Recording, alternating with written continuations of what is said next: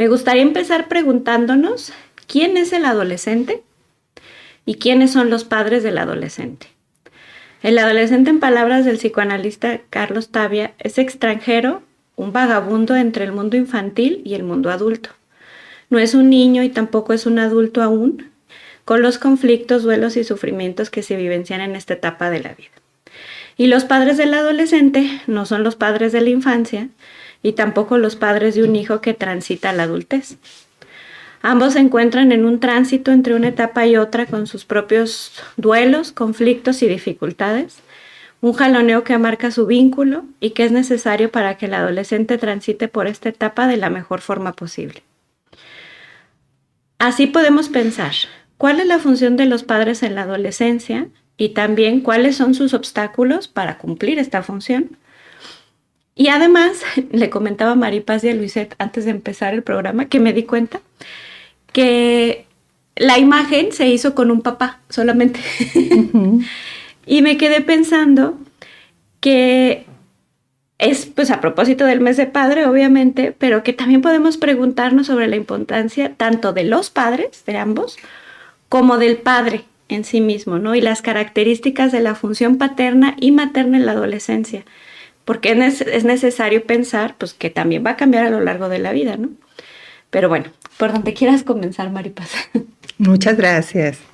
Muy linda introducción. Bueno, pues yo creo que la adolescencia, que yo creo que ya se ha venido trabajando en otros o platicando al respecto en otros programas, pero la adolescencia es un pasaje, dicen por ahí, difícil, largo, sinuoso, o sea, para el adolescente y para los padres. Sí, es un periodo de la vida inevitable, inexorable, lo tenemos que pasar sí o sí y sobrevivirlo de la mejor manera, sí. ¿No?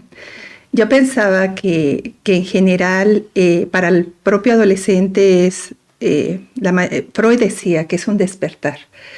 Y si nos imaginamos nuestro despertar en la mañana, bueno, pues en general, así como que donde he amanecido, a veces, ¿no? A veces está todo, ¿qué día estoy? ¿Dónde estoy?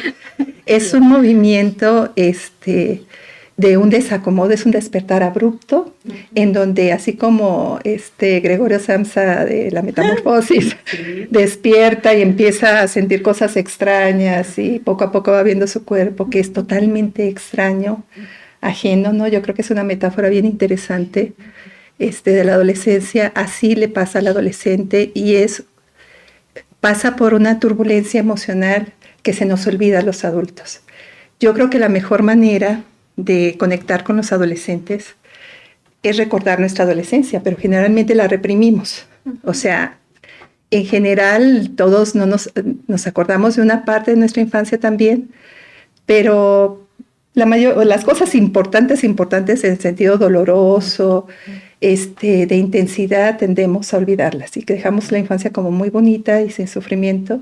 Igual la adolescencia, también así en nuestra mente queda como, ay, yo pasé re bien la adolescencia, me divertí mucho, o no fue tan difícil, o no fui tan borracho como mi hijo, tanto desmadre, ¿no? Así como que yo fui más tranquilo, pero uno olvida lo que pasó. Yo recuerdo en una reunión de padres, que yo iba como mamá, y decían que si nos acordábamos de la adolescencia, y uno de los papás que iba de traje, era un director de no sé dónde, muy elegante el hombre, dice, ay, sí es cierto, yo era punk.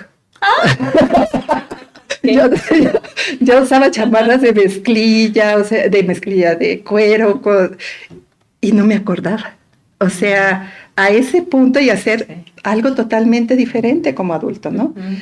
Y sí lo olvidamos, ¿sí? Entonces, bueno, es una sorpresa, un desajuste tremendo, ¿no? Este encuentro con un cuerpo que tiene una intensidad impresionante, ¿no? Que desea, que siente, que la sexualidad a través de la eclosión hormonal, bueno, siente mil cosas, que no sabe cómo acomodar el niño, ¿sí? O sea, porque la pubertad la podemos como ubicar como una etapa en sí misma y luego la adolescencia ya como el proceso de elaboración de la pubertad. O sea, de todo eso que pasó y de toda la resignificación de la infancia, de todo lo anterior. y es un movimiento de ida y vuelta entre una elaboración de lo anterior y la construcción y el irte asomando al mundo adulto, ¿no?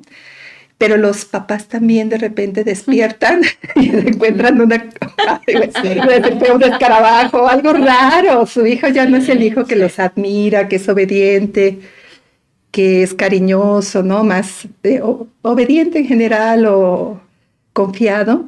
Resulta que ahora es un chico que se tiende a aislar, que no dice las cosas, que es irritable, que ratito le vuelve lo amoroso, pero ratitos se pone odiosísimo, que de repente lo ven triste, es decir, ¿quién es ese hijo? Ya no es su hijo. Y entonces es una etapa de duelos intensos, tanto de parte del niño, ¿no? Del adolescente, como de los padres. Entonces están todos sumergidos en un proceso de elaboración, porque el duelo tiene que ver con eso, con una elaboración de algo que se pierde. Es un trabajo psíquico que requerimos siempre que perdemos algo. Y esta es una pérdida impresionante para ambos, o para las dos partes, digamos.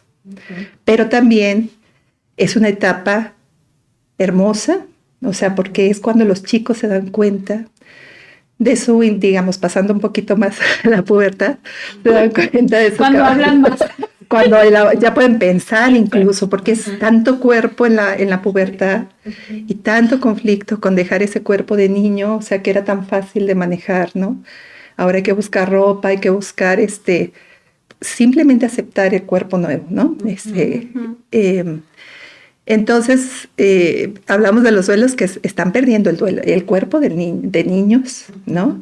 Están perdiendo a los papás, que eran sus papás de cuando eran niños, porque ya no los ven igual, ya no los pueden ver igual, tienen que hacer una distancia, porque ya están maduros, o sea, el cuerpo se adelanta a la psique, y ya están maduros, digamos, en términos de poder ejercer su sexualidad, ¿sí? Pueden embarazarse las niñas, pueden tener relaciones sexuales, obviamente antes, y hay una cuestión de que pueden hacer eso, pero ¿cómo? Si lo más cerquita que tienen son los padres, si les entra todo el conflicto de lo que sintieron en algún momento también con los padres, ¿no? Entonces ya no los pueden ver igual, los ven feos.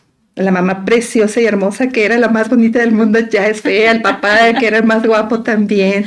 Les parecen incongruentes.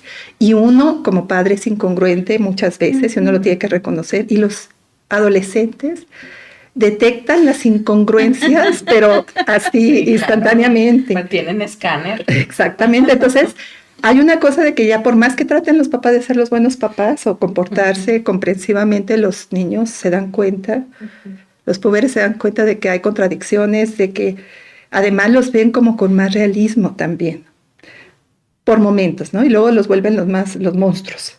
Pero cuando hay más realismo es cuando dicen, híjole, yo pensé que mi papá era el hombre más inteligente del mundo y pues resulta que no ha salido tanto adelante, que tiene estas deficiencias, que no lo sabe todo. No lo sabe todo para empezar, y entonces empiezan a desidealizar, basado en la realidad, porque nadie somos ideales, ¿no? Pero también luego se les pasa la mano y ya son lo peor del mundo. Entonces hay un desencuentro, ¿no? Que yo creo que los padres en la adolescencia se tienen que preparar desde que los niños son pequeños, para ese momento turbulento.